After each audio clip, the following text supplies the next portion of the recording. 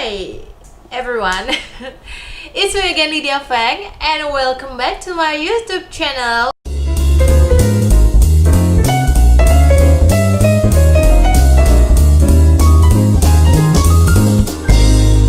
Di video kali ini adalah video yang bener-bener ditunggu-tunggu, yaitu update seputar vlog surgery aku. Tapi kali ini adalah sharing session question answer. Sebelumnya mohon maaf banget guys, akhirnya video ini rilis juga setelah sekian lamanya, yaitu kurang lebih 4 bulan. Karena kemarin kan aku kehadang kan segala sesuatu kayak kerjaan dan wedding aku, kayak preparation of the wedding itu kayak sibuk banget. And akhirnya setelah aku pulih total, akhirnya aku bisa bikin sharing question answer ini dan berbagi bersama kalian. Masih inget ya, post ini tepatnya sekitar 3 bulan yang lalu, mungkin Juli ya, 3 bulan yang lalu aku sempet bikin ini konten di Instagram di sini. Dan makasih banget, ini antusiasme kalian tuh bener-bener banyak, sampai ada yang sebenarnya di DM aku juga banyak. Dan di sharing question ini, dan setelah aku recap semua, aku bakal jawabin sekarang. Jadi beberapa ada yang dari DM juga, ada yang dari komen. Nanti ini di sini aku juga akan ngebahas lebih tentang si surgery ini, berapa biayanya segala macam, preparationnya apa aja, sakit apa enggak. Yes, aku bakal kupas tuntas semua di sini bersama kalian dan aku. Mari kita mulai dengan pertanyaan yang pertama. Kak, ini katanya pas ada yang nanya dari Vanessa, pas operasi ada rasa ngilu gitu gak di bagian pinggang? Enggak sih, pas operasi ngilu di bagian pinggang maksudnya gimana? Karena di sini aku dibius total, jadi pas sebelum mulai operasi itu aku dimasukin anestesi itu dari sini, jadi kayak semacam diinfus, dan tiba-tiba aku kayak tidur aja, pas bangun kayak nggak berasa apa-apa, pas dia black out tiba-tiba aku langsung gini, terus aku dibangunin. And mungkin selama 1 minggu tuh di pinggang nggak ada, tapi pastinya di payudara ada, karena kan ini aku dimasukin implan di dalam payudara ya. Jadi itu kayak ada ngilu di sekitar bagian payudara. Dan kan kebetulan kemarin aku liposuction sama di perut. Nah itu di situnya dan ada kayak memar-memar semacam kayak sakit gitu, tapi nggak banget. Kayak misalnya kalau kalian ke pentok pintu lah, rasa sakitnya kayak gitu, biru-biru di sekitar badan aku yang di liposuction. Pertanyaan selanjutnya ini dari Li Sundari. Kak, kalau boleh tahu total biayanya berapa ya Kak? Nah ini kalau total biayanya, estimasi biaya secara tepatnya aku nggak bisa bilang ke kalian karena kayak hitungannya tuh dalam Korea.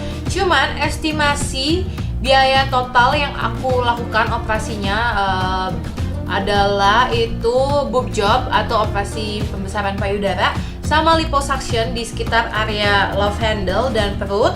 Itu kurang lebih totalnya itu kurang lebih sekitar 160 apa 170 juta di luar akomodasi ya. Jadi belum tiket pesawat, belum hotel minimal di situ. Pas di Korea aku harus minimal stay selama 3 minggu, kurang lebih 2 minggu sampai 1 bulan, tapi aku milih buat tinggal sekitar 3 mingguan. Nice. Question dari Sisiwa, Kak, kalau implan payudara apakah ASI-nya masih bisa keluar Kakak?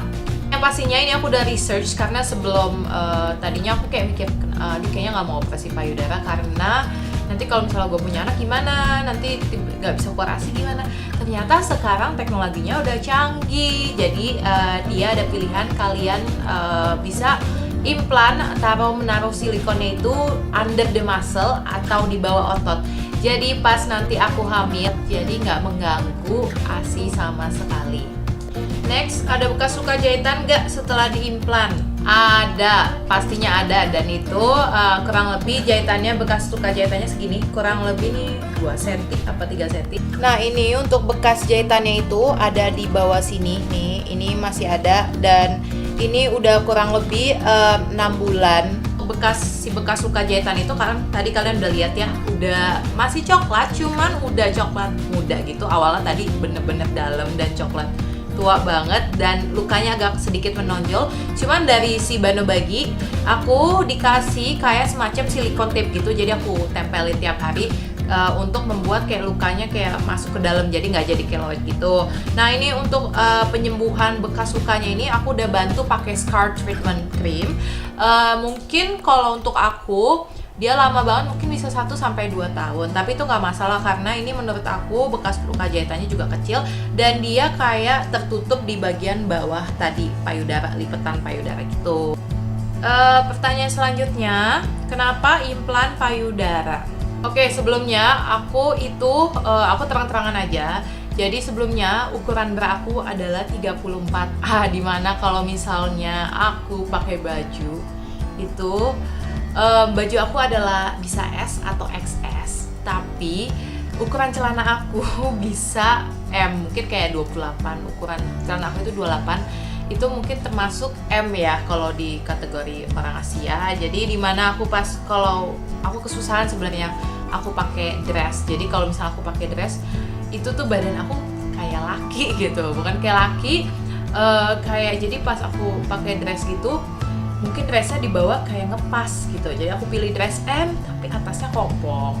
Mau pakai bra yang kayak push up juga kayak gimana ya, terlalu fake banget. Jadi ya gitu, sempat berawal dari kesusahan milih dress. Terus kalau misalnya pakai baju ketat juga dilihat, kok aku lihat ke kaca kayak nggak ada isinya. Kalau dari situ jadi aku sempet ya akhirnya memutuskan untuk implan payudara. And pas di Bano Bagi pun aku juga bilang ini aku nggak mau payudara aku dibikin terlalu besar. Jadi aku minta dokternya sesuaikan sesuai badan aku, jadi proporsional. Nah inilah, jadi kalian juga udah lihat kan gimana di hasilnya tuh, nggak terlalu besar, nggak terlalu kecil, jadi in between, yang penting proporsional sama badan aku. Question, Kak, resikonya gimana? Terus gimana Kak Lid ngadepinnya sebagai orang Indo? Ya pastinya sebelum aku memutuskan buat implan payudara, banyak dari keluarga juga bilang kayak ngapain operasi itu ini kan katanya gini nanti bisa meledak, terus nanti kanker bla bla bla, bisa kanker, bisa nanti kalau punya anak ASI-nya nggak keluar, and then nanti tiba-tiba kalau naik, bahkan ada yang lucunya kalau naik pesawat nanti itu silikonnya meledak loh. Lah itu kok kayak ya mungkin kita hidup di zaman apa sekarang.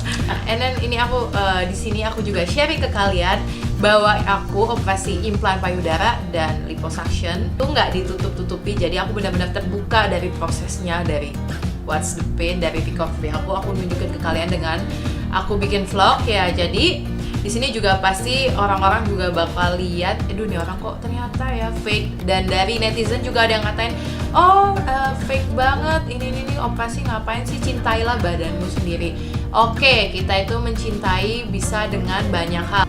Aku implan payudara untuk menambah kepercayaan diri aku, dan kalau aku lihat kaca sekarang kayak wow, badan aku sekarang ini loh kayak nggak kesusahan pakai dress. Terus dari segi maksudnya I feel good about myself after aku melakukan implan payudara.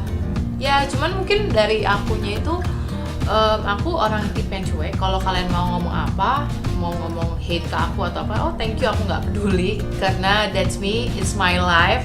Ini aku yang jalanin, kalian mau ngomong apa aku juga nggak peduli. Jadi aku orangnya tuh emang ada kuat kuping kiri, dengerin kuping kiri, kuat kuping kanan. Kalau yang menurut aku itu nggak penting, so ya I take it santai sih sebenarnya. Resikonya pasti ada. Jadi kayak aku sempet sebelum aku operasi payudara ini, aku pasti berbanyak hal, aku tanya-tanya teman aku yang udah OP payudara.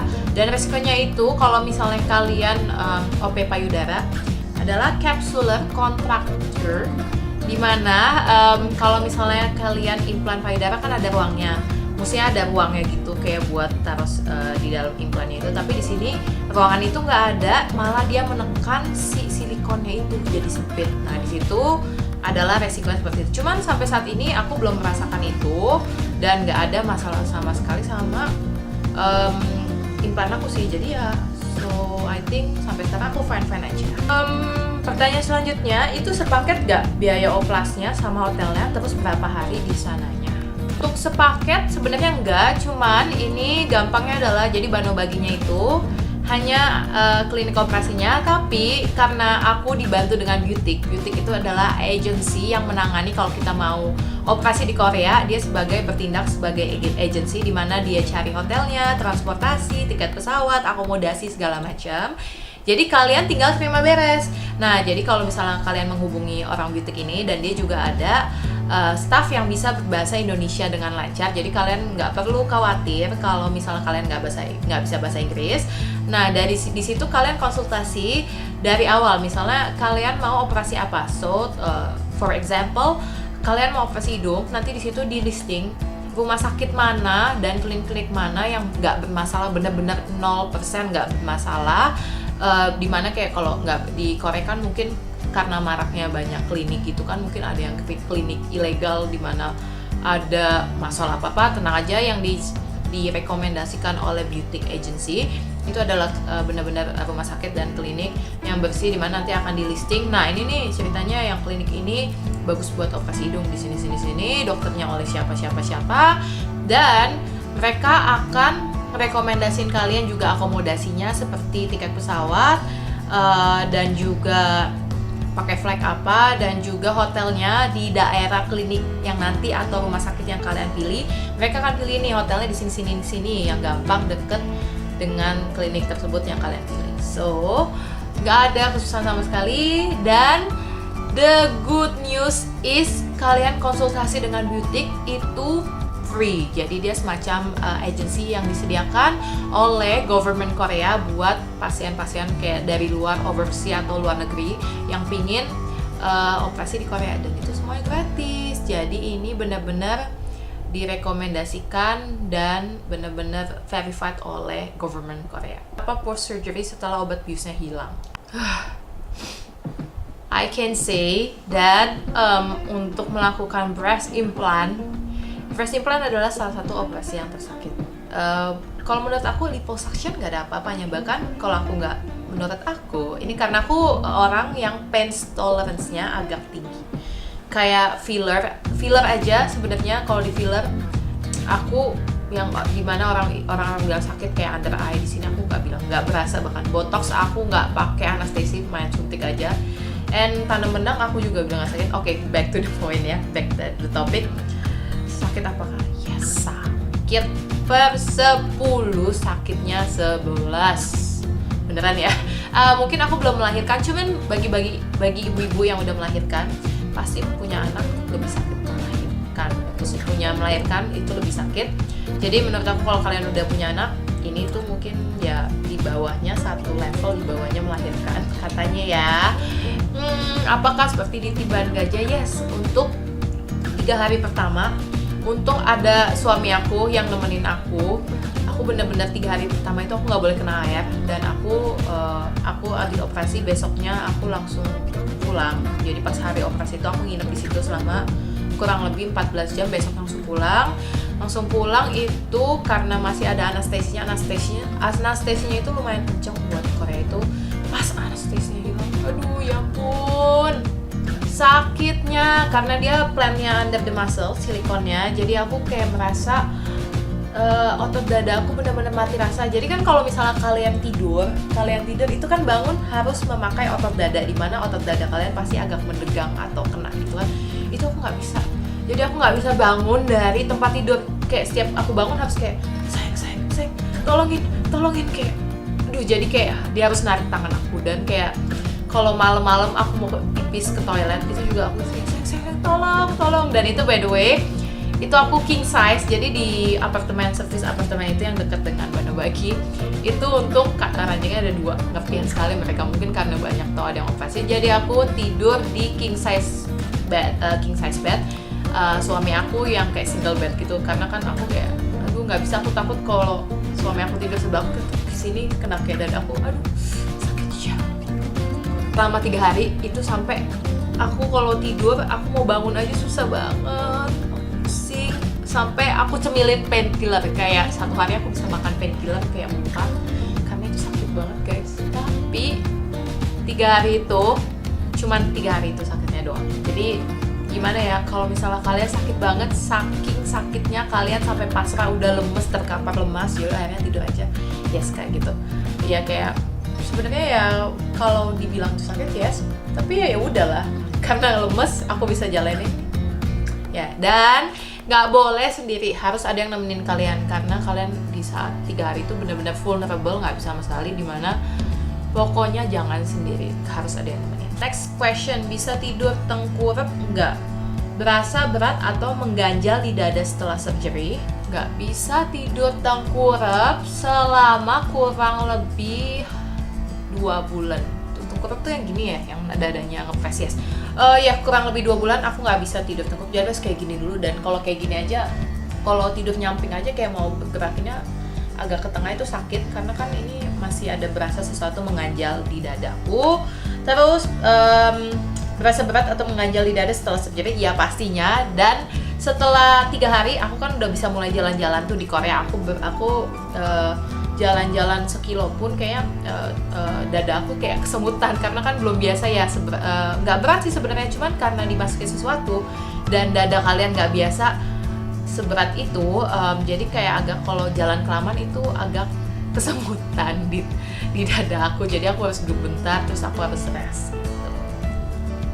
Next question, Kak mau tanya bekas lukanya ada gak? Terus sistem dijahit apa dilem gitu, penasaran. Tanya pasti ada, tadi kan aku udah tunjukin sistemnya dijahit apa dilem gitu. Gila, aku shock banget karena sebelumnya kan aku mikirnya kalau operasi pasti tuh dijahit kayak berapa jahitan, ternyata enggak. Tadi yang lukanya tadi tuh ternyata dilem dan dikasih kayak solatip. Dia kayak dikasih kayak Hansaplast, tapi Hansaplasnya tembus pandang gitu. Nanti kalau lukanya udah kering, Hansaplasnya bisa copot sendiri, dan itu tuh nggak ada jahitan sama sekali, jadi dilem. Ya, canggih banget ya teknologi sekarang. Setelah proses recovery, apa yang dirasa sih Kak di saat waktu tertentu terasa nyeri atau ngiluka, dan ini bersifat permanen atau berjangka? Setelah proses recovery ya masih ada ngilu, kayak sebulan sampai 2 bulan. Kadang-kadang kayak aku lagi diem, lagi nyantai, lagi nonton, itu tiba-tiba bisa kayak ada ngilu gitu di otot-ototnya. Tapi itu kayak ngilu kalau misalnya kalian mau datang bulan, itu kan ngilu di sekitar dada agak sakit yes gitu. Ngilunya apalagi kalau kalian mau mens atau datang bulan, ngilunya itu bakal di dada akan lebih double. Dan ini sebulan sampai 1,5 bulan pertama kayak puting aku itu nggak ada rasa atau mati rasa gitu. Oke guys, jadi tadi aku udah menjawab semua pertanyaan kalian yang ada di Instagram aku. Gimana, kalian udah nggak penasaran lagi kan? Untuk informasi seputar Bano Bagi dan Beauty, kalian bisa lihat di bawah ini karena aku akan tulis description-nya di bawah ini. Kalau kalian masih ada pertanyaan yang seputar surgery ini, kalian masih bisa komen di bawah ini. Nanti aku akan berusaha menjawab sebisa aku. Dan jangan lupa like video ini, subscribe to my YouTube channel Lydia Feng, and my Instagram LLIDDD. So, see you in my next video.